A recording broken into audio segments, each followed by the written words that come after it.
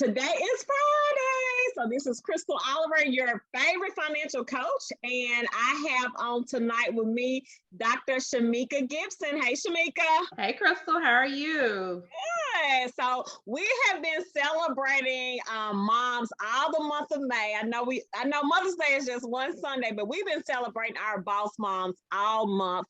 Full-time moms, full-time entrepreneurs, and it has been an amazing month. I've learned so much from these amazing and wise women. And so we have one more tonight. We have Dr. Shmeka Gibson, and Shmeka is an author, an international speaker. She's a business owner and a college professor.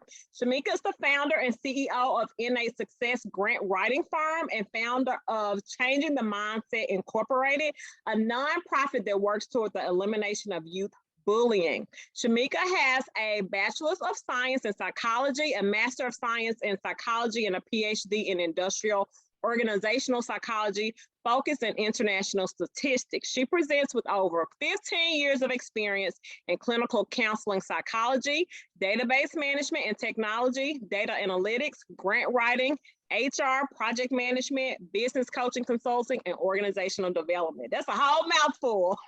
I know that's a lot, ain't it? And she is a mom. So she does all of that and also is a mother. So how you doing tonight, Shmeka?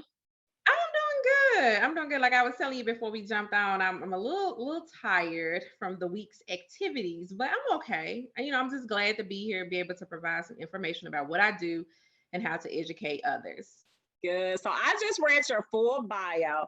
So tell us a little bit about what does all of that mean? Okay. So what is your synopsis of what you do and what is your why? What is your why for all the things that you do? It's interesting when people read my bio, you don't realize how busy you are until someone else is reading your bio. You be like, man, you got a lot going on. How you balance? I'm asking you, like, how she sleep? Like, when she find time to do things for herself? Like, man, she got a lot going on. My name is, again, like you stated, Dr. Shmeka Gibson, and I am the president of a corporation called NA Success. And what we do is provide grant writing services, data analytics, program management, and organizational infrastructure development for businesses all around the world. And so my PhD is in IO psychology and with a focus of inferential statistics. And what that means is that that's just business psychology. And so I have a skill set where I'm able to work with organizations on how to utilize information to maximize profits and sales and increase their consumer base while building capacity. And so that's something that organizations that know about grant funding, those are buzzwords for them. There's music to their ears when they hear a person that's good with program management, program development, organizational infrastructure development. And so I'm very creative with storytelling and being able to help organizations use the great things that's happening within their organization to apply for funding, whether it's grant funding, donations, securing donations, or corporate foundations, fundraising, because we do fund development as a whole, not just grant writing. But we try to help organizations understand that there's several different forms of revenue that you can secure for your business, and we help them with that. So that's what I do on the corporate side. And on the nonprofit side, with my daughter Jayla, we have the bullying initiative. A lot of work that we do under Changing the Mindset, which is working with adults and youth that were victims of bullying or that are bullies.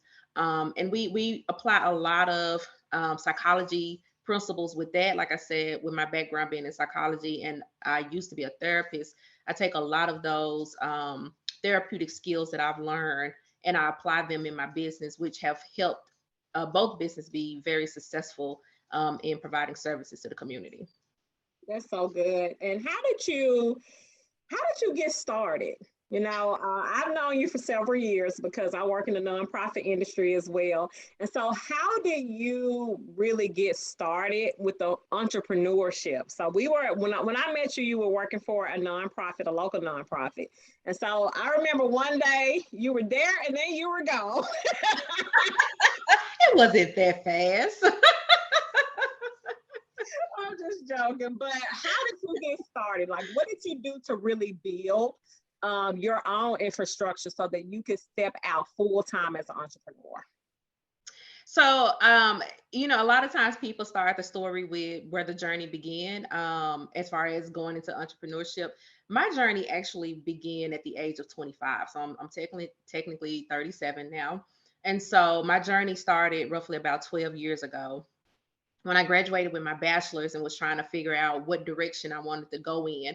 I knew at some point I wanted to be a consultant, because back then consultants and being a consultant was the thing. Like, that mean that you was at the highest level of your career. And at that time, and at that time now consultants are still respected. But now consultants aren't viewed the same as they was viewed 12 years ago. And I knew that I wanted to be an expert in my field, and I knew that I wanted to provide some type of consulting services, whether it was working for a company or working for myself. I just didn't know what type of consulting services that would be or how that will look for me. So I developed a 10-year plan at the age of 10, at the age of 25, to kind of help me strategize where I wanted to be in the next 10 years. So I kind of like to call it my life strategic plan. And so I talked about what type of education I would need, what type of jobs I would need to work, what type of people I would need to have in my circle of connects and support. So I wrote out this very thorough plan of how I wanted my life to look in the next 10 years. And of course, life happens. I went through a divorce, I had children.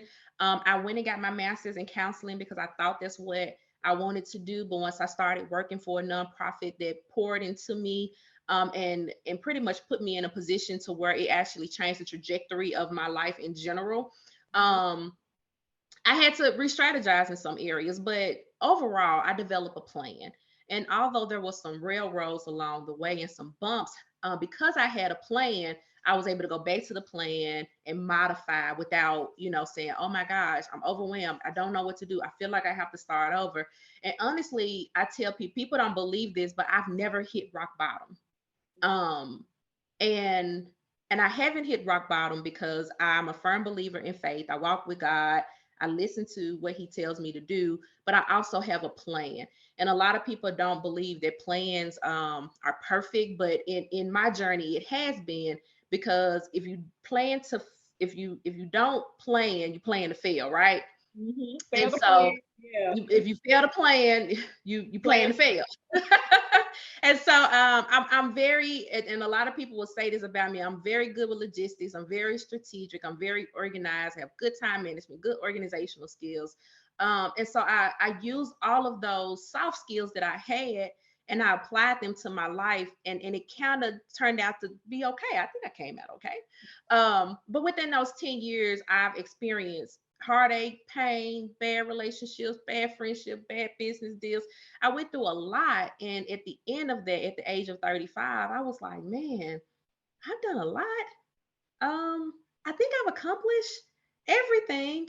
But it took me to get here at 37 to look back and say, oh yeah, I did everything that I said I was going to do. And so now I have created my next 10-year plan because I want to retire before I'm 50. And so what I learned in that first 10-year break was how to plan for the next 10 years, and how to avoid some of those situations and experiences and those people that I encountered. It actually made me a better person. And so I got into what I'm doing now by having that plan and working that plan. I feel that my experience, my prior work experience is what led me to be as strategic and great as I am now with helping the businesses with the type of services that I provide, because those are the same things that I did when I worked for other nonprofit organizations. And so with my education, with my prior work experience, it birthed this consultant that you see today. So my journey started when I was 25, and that's with 17 years of nonprofit management, grant writing, organizational development, being a program director, being a program manager, networking in the community, volunteering. So all of those things that I did within that 10 to 12 years is what shaped me to be the successful business owner I am today. I love that because a lot of times people think that, like I was joking before that you was there and then you was gone. But a lot of times people see your success, right? But they don't see the 10-year plan. And so I'm grateful that you even, brought that up is that, hey, I have been working towards this. Since I was 25. And so a lot of times people say it's no such thing as an overnight success, right? It's really somebody who have been, working hard. And then let me ask you this question. How do you feel that mentors have played a part in helping you become who you are and accomplish what you've been able to accomplish? So I think the mentors, whether they were official mentors or they was just people that was placed in my life to kind of help me along the journey, they was very influential. I realized that there was some things that I liked and some things that I didn't like. And I think I've shared this with you before that I've become one of those type of people where I'm focused more on their character and their heart and who they are and not so much about what they look like because there's good and bad, wrong and right on both sides. And so those relationships that I had with people, a lot of them were genuine and a lot of them wanted to see me be successful. And I was blessed to have people in my life that said, hey, Shmeka, I don't think you should do it that way. Or maybe you shouldn't say this, or maybe you shouldn't work with this person, or you shouldn't go into this venture. Not because they didn't want to see me be successful, but because they saw how dedicated and how faithful I was that they wanted to make sure that they gave me just a little protection, but also some cushion. So I'm very grateful for those individuals that came across my path. And even now, I still have women in my life that are not just mentors, but they're friends like you, for example. Like me and you have developed a relationship to where I can call you or reach out to you and it's all love and it's genuine support. And that's what I have in my life now is that I have created a network around me of people that support me and continue to uplift me in this journey. I love that. And what about, I know that you in a success, okay? And so I know that you have a program. Tell us a little bit about what you do to help other entrepreneurs. So I know you help nonprofits, Mhm. getting the grant funding and just fund development in general. But what is your program called in terms of you being a mentor to other people and helping them become entrepreneurs? Nice. So NA Success have 5 subsidiary businesses, and most people know us for the grant writing piece and our business mentorship program. And so our business mentorship program is a 6 month program where we help small businesses or startups with a operating revenue of $100,000 or less. So through that program, they pretty much learn everything they need to know about being a successful, sustainable business. We teach them about organizational infrastructure development, program management. They get an opportunity to work with an attorney, an accountant. They have a team of support that they need to kind of help them along the process. And this is something we developed this program because this is something that we notice with a lot of small businesses is that they do not have that initial support that they need to help them be successful and sustainable. And so going through this program, which is a partnership with Dress for Success Memphis and funded by Bank of America, that partnership and the collaboration between the three entities work heavily together to make sure that we are supporting individuals in business. And our biggest focus is women, of course, but our program is open to anyone that is interested in receiving this support to be a successful, sustainable business. Good. I wanted to bring that up because I know that's something that people may be interested in. Because that's really what we're talking about is building a sustainable business and being able to turn your side hustle. It's a lot of moms out there that is doing what we would call a side hustle. And they Yeah. really want to be able to go full time into entrepreneurship. And I know that you have a program. So we'll tell them how to get in touch with you. Absolutely, because we are accepting applications until next Friday. Actually, so I guess you'll put my information in the subject area, and so they can reach out to me. But we are accepting new applications. Our next class starts July the 10th. And this is a big year for us because we're celebrating 2 years of helping 50 or more businesses. And so it's going to be a really big celebration. So if you are a business owner and you need this support, this is not the cohort you want to miss. This will be cohort 5 for us. We've been doing this for 2 years. We have a lot of success and a lot of support with this program. Yeah. So you say you've helped 50 businesses So get as of today, we've had 46.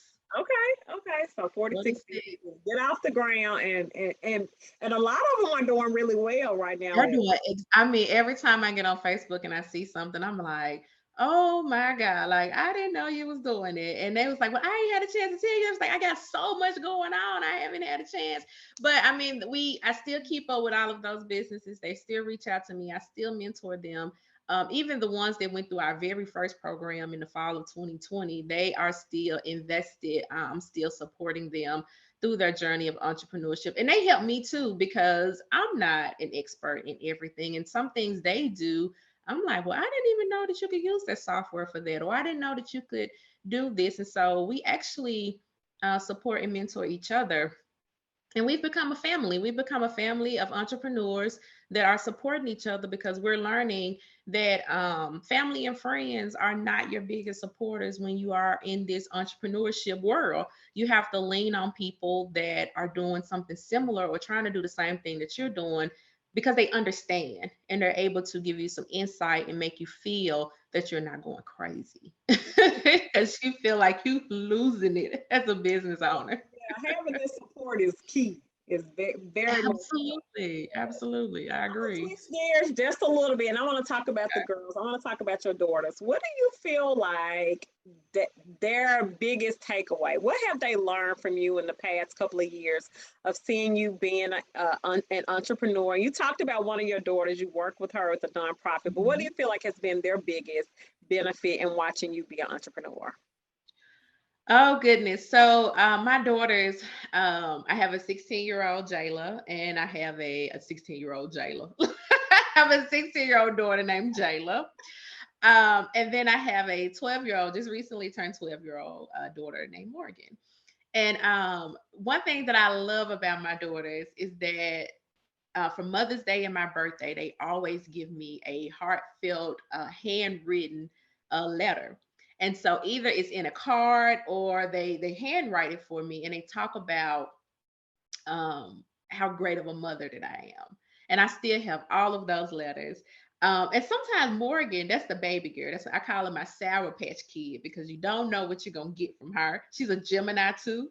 So, so sometimes she can be a little sweet and she can be a little sour. But one thing I love about Morgan is spontaneous.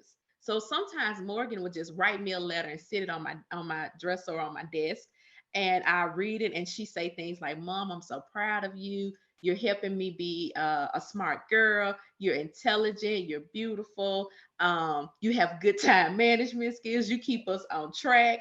And so that's my motivation as well, because I think I'm hard on my girls, but I think they're learning to appreciate it now because they see that with hard work and someone motivating and encouraging you, it produces positive results. My daughters are very proud of me. They tell me all the time. And they make me feel appreciated. They make me feel appreciated.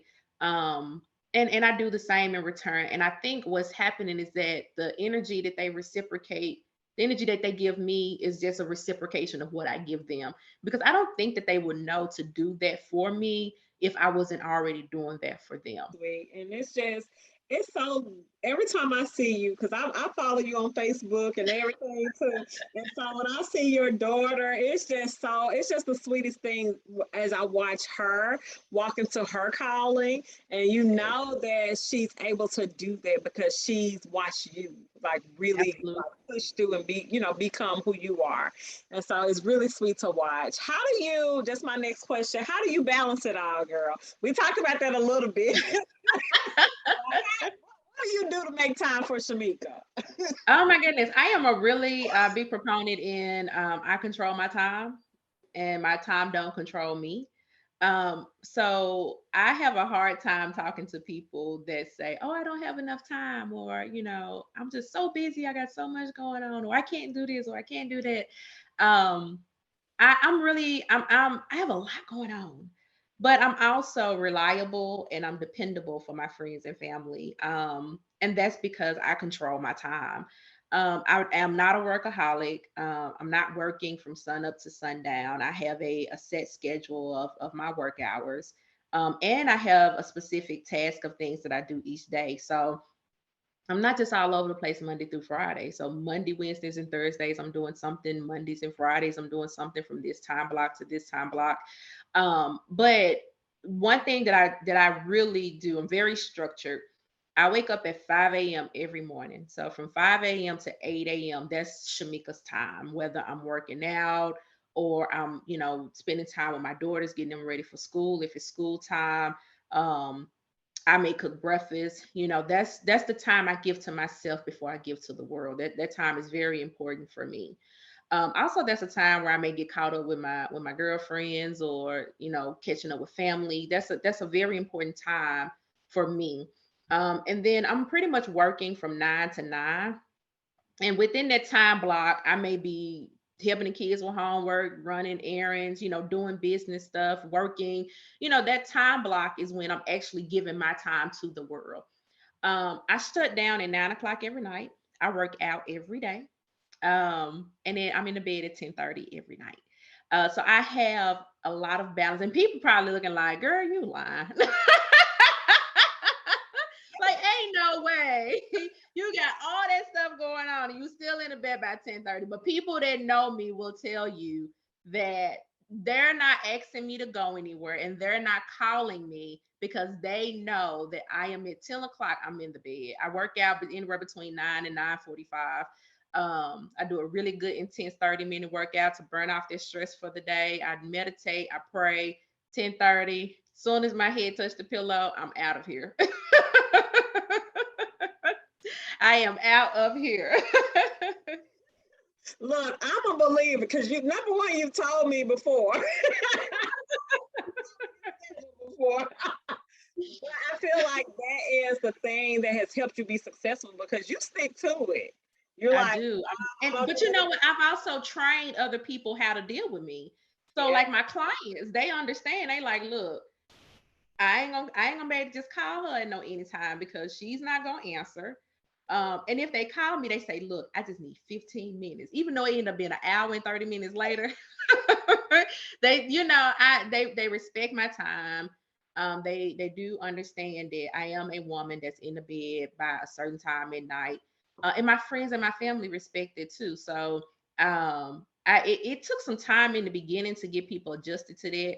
I don't work well under pressure, which is why having a very balanced time management system works for me. And I think that's one piece of advice that I can give is people being honest with their personality. If you are not a person that works well under pressure, it is okay to tell people you don't work well under pressure. So giving you a last minute deadline, you're not going to be as efficient as you would if you knew ahead of time.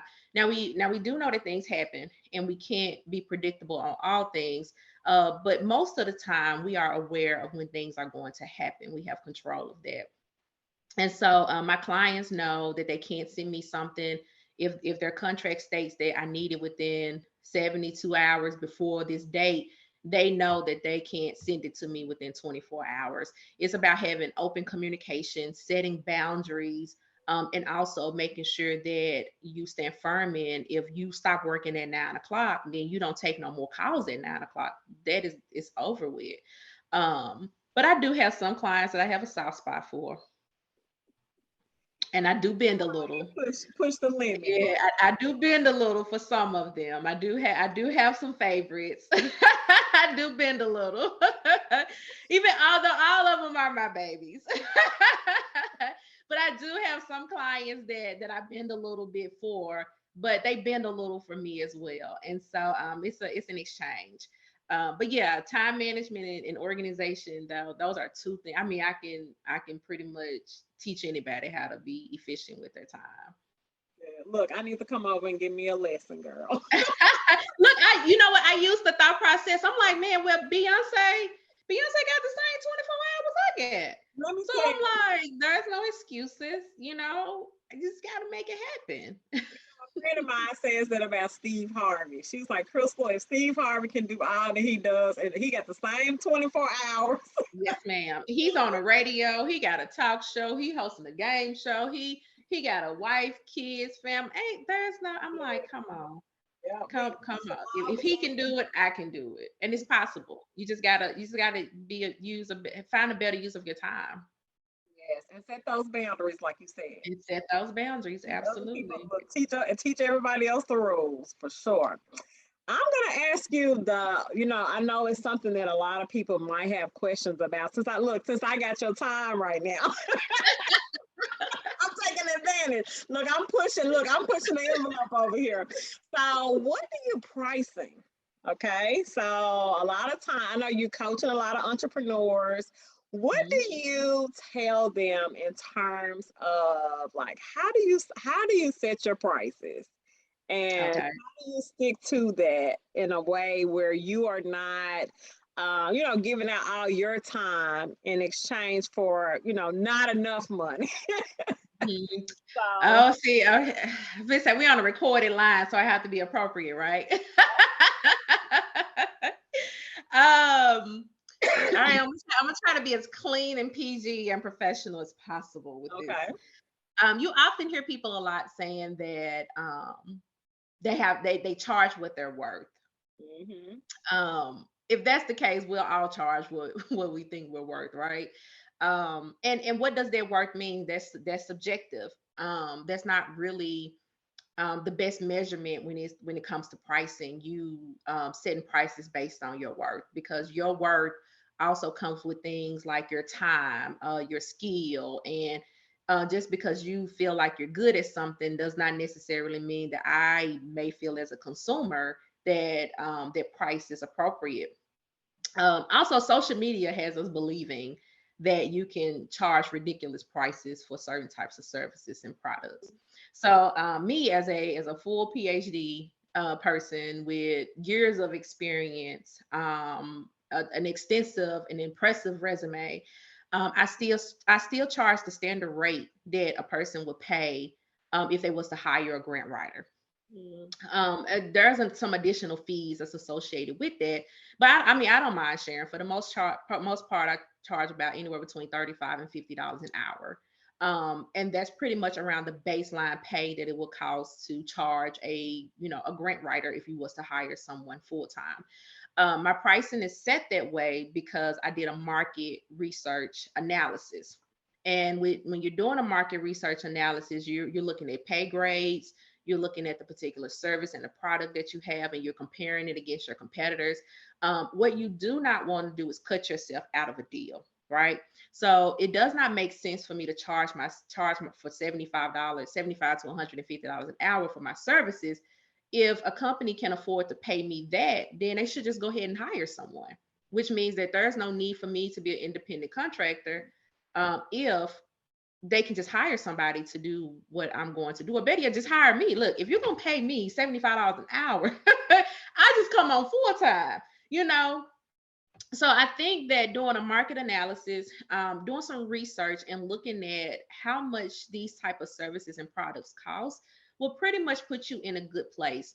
Now, a lot of people, a lot of business owners that I work with, these small businesses and the businesses that go through my mentorship program, that's a big question for them. Like, how much should I charge? But a lot of them come through my program too because they know I have a lot of corporate connections. And most of them go from working or having a consumer base that is just within their network to, after going through the mentorship program, now they're securing corporate contract opportunities. And I have to be honest with them and say, well, listen, you can't charge someone $350 for a birthday cake if it only costs you $35 to make, right? So you have to be realistic in your pricing. You have to be realistic in how much this stuff costs. Budgets are important as well. Sometimes, and I give a perfect example. I was searching for someone to do, I stay with the birthday cake example. a young lady to make a birthday cake for my daughter, and the birthday cake was over $300. And I asked her, I said, why? $300 for a birthday cake, that's a month worth of groceries, and I'm well off financially, but still I'm reasonable, so paying $300 for a cake just did not sit right with my monthly budget. So I was like, well, $300, we're gonna be eating on this cake breakfast, lunch, and dinner. So it was $300. And I said, well, can you tell me why? And she said, well, I use this and I use this and I use this and I use this. And I was like, okay. So as she's telling me, I'm writing it down, I'm writing it down. And then she says, I work a full-time job. So that means that I'm going to have to bake the cakes so many days ahead of time. I'm going to have to freeze it. Then I got to find the time to frost it. So then she went from the business side of it to more of a personal side. And that's when the price started to elevate, because at this point now she's attaching her personal situation to providing a service or a product to somebody. And it went from being what I would have paid, which I end up paying like $115 for the cake from someone else. And the interesting thing about the price difference between the 115 and the 300 was that the 115 woman was actually a pastry chef. And she actually had a bricks and mortar. And she actually did this full time, where this other young lady was still working a full-time job. She was still trying to balance entrepreneurship. And then she was making her prices based on her personal situation, where the $115 lady, she did a market analysis. She did a budget. She looked at her costs, her profit loss and her costs, how much these things cost. Because after talking to the $300 lady, I said, listen, I'm going to be honest with you. I'm not going to give you $300 for a birthday cake. I said, and I'm going to tell you why. I said, because I can go to the grocery store and I can buy Duncan Hines baked cake mix for about $1. And then I can get some frosting. And then I can get all the stuff that I need to make the cakes. I'm telling her everything. And because I used to bake cakes, so I'm telling her how much all this stuff will cost. And I said, by the time I finish baking this cake and making this cake, it's going to take me about 45 minutes. And then I can just purchase the little decorations off of Amazon or go to Party City or something. I said, so I'm technically I'm going to spend about $50. And it's going to take me 45 minutes to make this. How much are you charging an hour? What is your hourly rate to do this? She couldn't tell me that. So there was a lot of mixed pieces. But by the time I finished talking to her, she ended up enrolling in the mentorship program. So she's doing exceptionally well now, getting ready to open up a food truck and everything. So, and that's another reason why a lot of businesses cannot go into full-time entrepreneurship, because their pricing is not realistic, and is not conducive to them being able to step out full-time. Because if you're charging $300 a cake, what are the odds of you being able to get that type of consumer base on a consistent basis if your clientele is only within your network? Wow. But that lady that made that $115 cake, she's turning over cakes, like this, because the consumer is looking at it like, I can afford that, but it makes sense.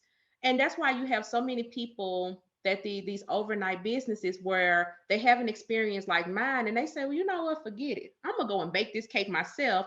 And then you're successful, and next thing you know, now I got a Shmeka cake baking business. And that's how it happens. And so your pricing should be consistent. Your pricing should be comparable to other businesses that are in the same industry as you are, but also you don't want to cut yourself out from working with a consumer or a client that can go and get the same product for a different price, because everybody has a budget. Whether they have it written down or is in their head, everybody know how much money they want to spend for a particular item. And just because people don't want to purchase or do business with you doesn't mean they can't afford it. It just don't make sense. It don't make sense. So I hope that was helpful. No, that was helpful, because I think that's a big thing for a lot of people, is trying to figure out, okay, how much do I charge for my services? So if you're an independent contractor, or if you're providing a good, sort of like a cake or Right. whatever you're providing. It's just trying to figure out their pricing is really hard to do.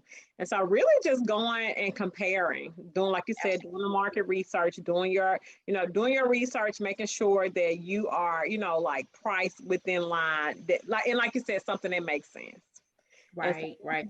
And then that's we do have inflation. mhm. We have inflation, things like that that will, especially for service-based businesses. I understand service-based businesses raising their prices based on the economy and inflation. I get that. But product-based businesses, I mean, service-based businesses, not so much.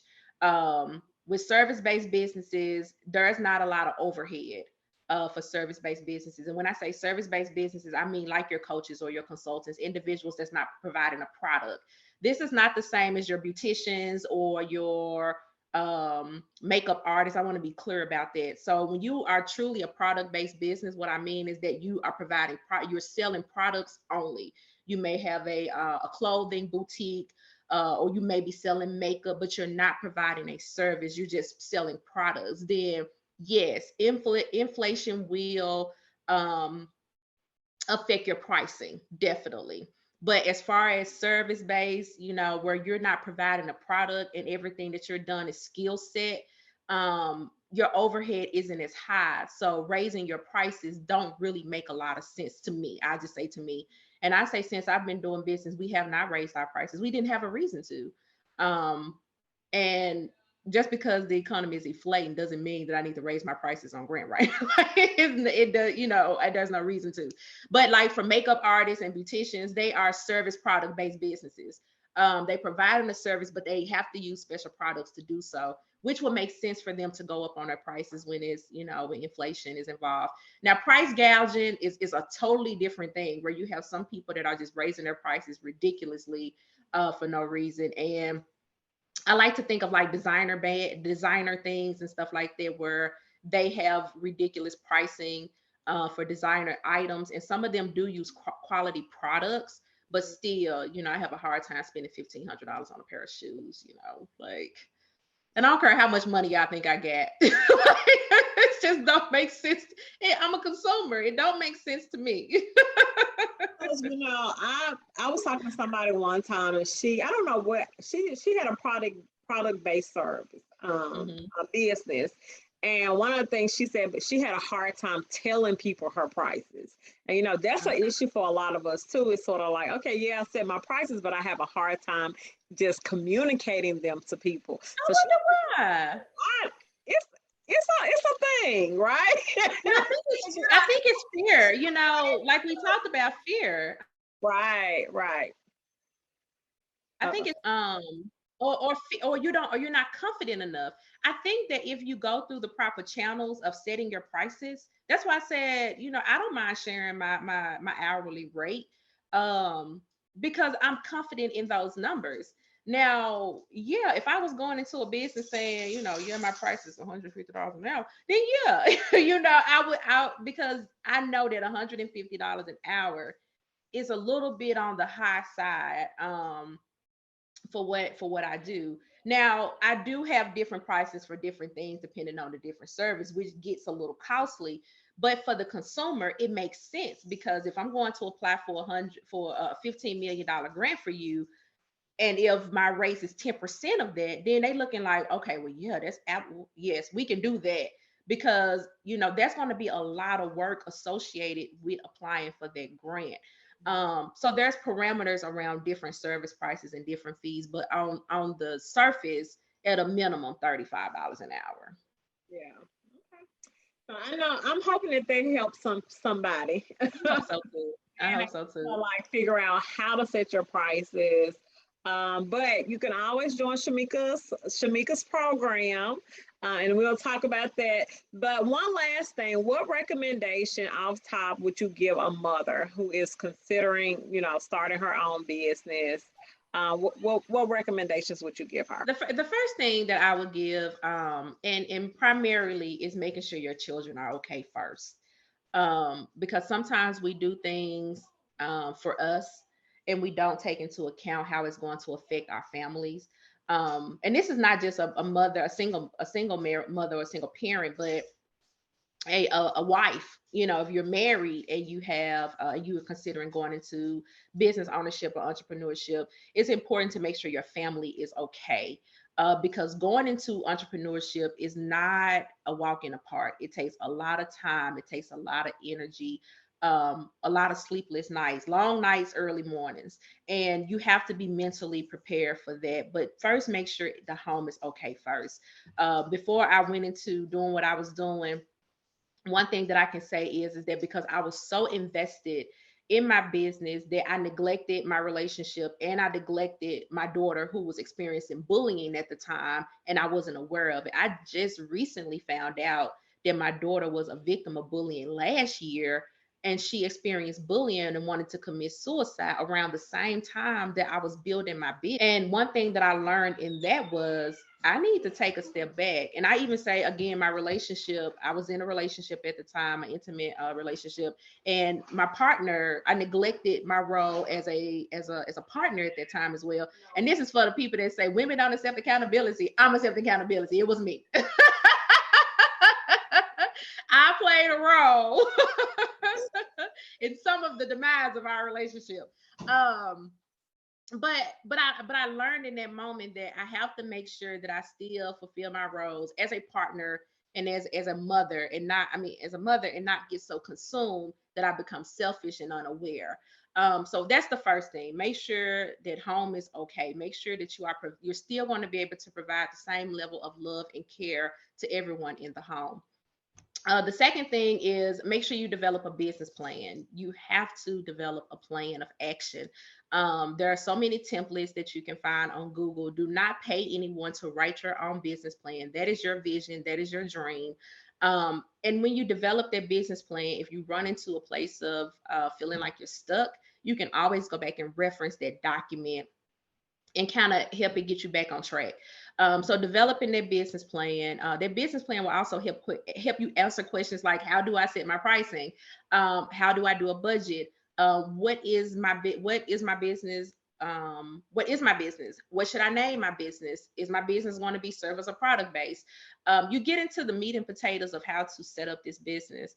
Once you have that business plan set up, then I recommend doing some professional development, making sure you understand about leadership, making sure you understand about being a business owner. And you hear I'm telling you everything to do, and not one thing. One time have I said start selling stuff.